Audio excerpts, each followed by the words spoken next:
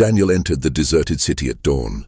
The streets were eerily quiet, with only the soft rustle of wind moving through the empty intersection. The cold blue tones of the early morning fog crept along the cracked pavement, casting an almost surreal atmosphere. Daniel, dressed in a dark hoodie and worn jeans, stood still in the center, his breath visible in the frosty air. A distant storefront window caught his reflection, but something was wrong. His reflection moved, whispering with its mouth open. Yet Daniel's real face remained frozen, expressionless. The world around him felt cold, abandoned, and silent. The apocalyptic silence settling in like a heavy blanket. As he walked further into the desolate city, the buildings loomed overhead like abandoned giants. Their windows were shattered, and the once vibrant storefronts were now empty and dark. Daniel felt like an intruder in this ghost town, an observer who had wandered too far. The air was thick with the scent of decay, and the distant sound of something scraping against metal echoed through the street. He turned a corner and saw an old, rusted car parked by the curb. The streetlights above flickered intermittently, casting long, distorted shadows across the cracked asphalt. Suddenly, the silence was broken by the soft, distant hum of a malfunctioning radio. The noise seemed to come from nowhere, and Daniel instinctively reached for his phone. But when he looked at the screen, there was no signal. The radio continued to buzz, louder now, as if calling him. He turned in the direction of the sound and found an old store with a flickering neon sign above the door. The door creaked open as he pushed it, revealing a dusty interior. Shelves were stocked with outdated products, and in the corner, an old radio sat on a counter, still emitting that unsettling hum. As Daniel stepped into the store, the air grew heavier, and the hum from the radio seemed to fill the room. The shelves were stacked high with items that had long since lost their use, old magazines, expired cans of food, and broken toys. Everything seemed frozen in time, a relic of a forgotten past. He walked deeper into the store, the floorboards creaking beneath his feet. His heart raced as the hum grew louder, almost unbearable now.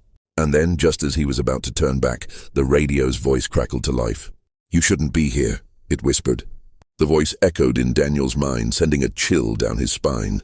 He spun around, expecting to see someone, but the store was still empty.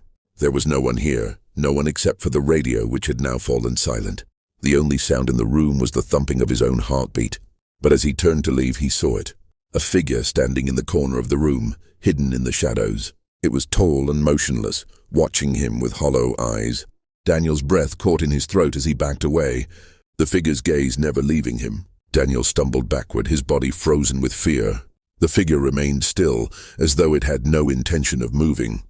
He reached for the door, but before he could touch the handle, the lights in the store flickered, casting long, eerie shadows that seemed to stretch toward him. The figure's eyes glowed faintly, and it began to move slowly, deliberately, as if the room itself was alive and pulling him in. Daniel's heart pounded in his chest as he scrambled for the exit. But the door slammed shut, trapping him inside. His breath quickened, and panic surged within him as he tried to force the door open. But it wouldn't budge. The figure was getting closer, its presence suffocating the space. Daniel could feel the walls closing in on him, the air thick with dread. As he turned to face the figure, he could see that its form was becoming more solid, more defined. The face was no longer hollow but twisted, as if contorted in an eternal scream. The figure was no longer just a shadow. It was a manifestation of fear itself closing in on him. With a final burst of strength, Daniel pushed against the door, but it gave way only slightly. He caught a glimpse of the outside world, the empty streets stretching out before him. But just as he was about to escape, a cold hand gripped his shoulder, and he spun around to find himself face to face with the figure. It smiled, a wide, grotesque grin that spread across its face. "You're not leaving," it said, its voice now a distorted, echoing whisper.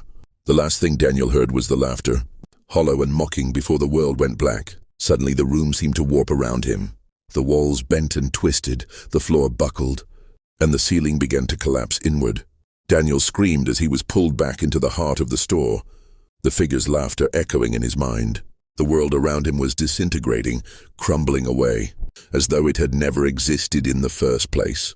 The store, the city, everything, vanishing, leaving nothing but darkness. In that final moment, Daniel realized the truth.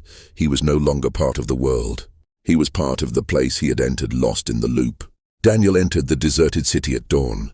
The streets were eerily quiet, with only the soft rustle of wind moving through the empty intersection. The cold blue tones of the early morning fog crept along the cracked pavement, casting an almost surreal atmosphere. Daniel, dressed in a dark hoodie and worn jeans, stood still in the center, his breath visible in the frosty air. A distant storefront window caught his reflection, but something was wrong. His reflection moved, whispering with its mouth open. Yet Daniel's real face remained frozen, expressionless.